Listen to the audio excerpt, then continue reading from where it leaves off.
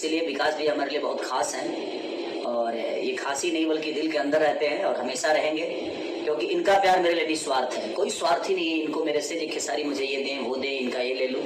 ये हमेशा बस आशीर्वाद देते हैं और मेरी ज़रूरत जहाँ भी पड़ती है हमेशा ये खड़े नजर आते हैं। तो बड़का गांव पंचायत को भी मेरे तरफ से ढेर सारी शुभकामना कि आप लोगों को एक इतना निस्वार्थ मुखिया मिला है।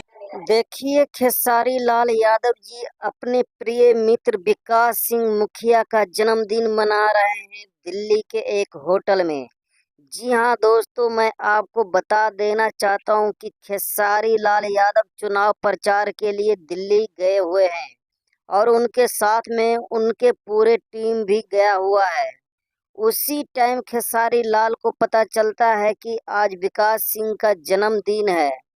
उसी वक्त खेसारी लाल अपने टीम से कहकर केक मंगवाते हैं और विकास सिंह का जन्मदिन होटल में ही मना देते हैं। दोस्तों, ये वीडियो आप सबको कैसा लगा कमेंट बॉक्स में जरूर बताएं और इस वीडियो को ज़्यादा से ज़्यादा शेयर कर दें। मिलते हैं अगले वीडियो में, तब तक के लिए जय हिंद दोस्तों।